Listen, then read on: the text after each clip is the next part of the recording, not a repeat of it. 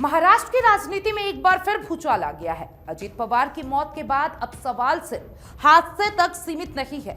अब इस मामले ने सियासी शक और साजिश की बहस को भी जन्म दे दिया है। शिवसेना यूबीटी के वरिष्ठ नेता और राज्यसभा सांसद संजय राउत ने इस मामले में बड़ा बयान दिया है। उन्होंने कहा कि अजीत पवार की मौत पर सवाल उठ रहे हैं और उठने भी चाहिए। संजय राउत ने साफ शब्दों में कहा कि इतने बड़े नेता की मौत अगर प्लेन क्रैश में होती है तो सिर्फ हादसा कहकर बात खत्म नहीं की जा सकती। दिल्ली में संसद के बजट सत्र में शामिल होने पहुंचे संजय राउत ने मीडिया से बातचीत की। उन्होंने कहा, अजीत दादा की मौत रहस्यमयी है।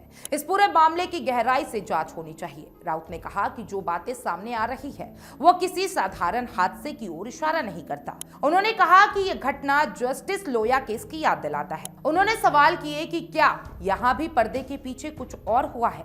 संजय राउत ने कहा कि अजीत पवार की पार्टी के लोग खुद सवाल उठा रहे हैं। अगर सब कुछ साफ है तो फिर इतने सवाल क्यों खड़े हो रहे हैं। राउत ने कहा कि उन्हें लगता है कि इस मामले में कुछ गड़बड़ी है। उन्होंने कहा कि अजीत दादा की मौत संदिग्ध लगती है। उन्होंने ये भी कहा कि अजीत पवार ने अपनी मौत से कुछ दिन पहले घर लौटने की इच्छा जाहिर की थी और संजय राउत का इशारा एनसीपी के एक होने की तरफ था। उन्होंने कहा कि अजीत पवार वापस शरद पवार के साथ जाना चाहते थे। राउत ने आरोप लगाया कि इसके बाद बीजेपी के लोगों ने उन्हें सिंचाई घोटाले की फाइलों में धमकाया। पहले उन्होंने कहा कि अजीत पवार को पुराने मामलों में फंसाने की चेतावनी दी गई और इससे सिर्फ 10 दिन बाद ही उनकी मौत हो गई। संजय राउत ने सवाल उठाया कि इतना बड़ा संयोग कैसे हो सकता है। उन्होंने कहा कि 10 दिन के अंदर रहस्यमयी मौत होना अपने आप में कई बड़े सवाल खड़े करता है। राउत ने कहा कि इससे हमें क्या समझना चाहिए, क्या ये सिर्फ एक हादसा था या कुछ और। उन्होंने दोहराया कि यह मामला जस्टिस लोया केस जैसे को याद दिलाता है। संजय राउत ने सीधे तौर पर बीजेपी पर निशाना साधा। उन्होंने कहा, सवाल पूछना गलत नहीं है। उन्होंने कहा कि सवाल पूछना अफवाह फैलाना नहीं होता, सवाल पूछना लोकतंत्र का हिस्सा है। इस बीच अजीत पवार की मौत से जुड़े कुछ और सवाल भी सामने आए हैं। एनसीपी नेता अमोल मिटकरी के बयान ने भी हलचल बढ़ा दी है।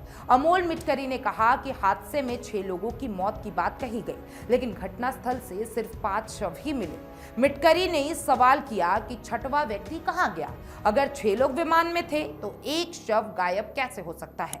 उन्होंने ये भी कहा कि टेक ऑफ से पहले यात्रियों की सूची डिटेल रूप से रिकॉर्ड होती है, तो फिर यात्रियों की संख्या को लेकर भ्रम क्यों है। मिटकरी ने पूछा कि पायलट को इतनी बार क्यों बदला गया, क्या इसकी कोई ठोस वजह थी। बाद में मिटकरी ने साफ किया कि सवाल पूछना अफवाह फैलाना नहीं है, सच सामने आना जरूरी है।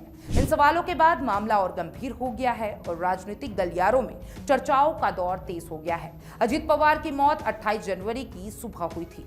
सुबह करीब 8:44 पर उनकी निजी चार्टर्ड विमान दुर्घटनाग्रस्त हो गया था और हादसे के बाद देश भर में शोक की लहर दौड़ गई थी।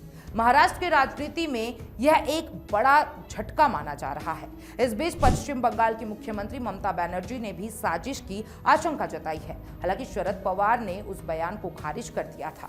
उन्होंने कहा था कि हादसे पर राजनीति नहीं होनी चाहिए, लेकिन अब संजय राउत के बयान ने इस मुद्दे को फिर से गरमा दिया है। अजीत पवार की मौत के चौथे दिन उनकी पत्नी सुनेत्रा पवार ने डिप्टी मुख्यमंत्री पद की शपथ ले ली थी और इस घटनाक्रम ने भी कई सवाल खड़े कर दिए हैं।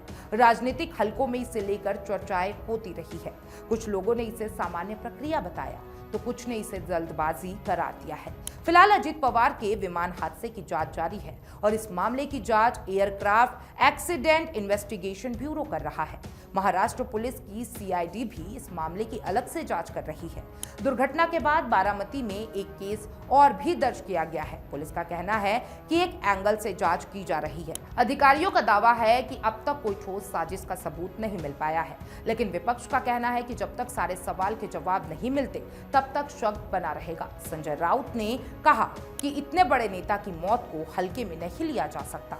उन्होंने कहा, अगर सब कुछ साफ है तो सरकार को खुलकर जांच रिपोर्ट सामने रखनी चाहिए। उन्होंने कहा कि सच सामने आएगा तो किसी को डरने की जरूरत नहीं होगी।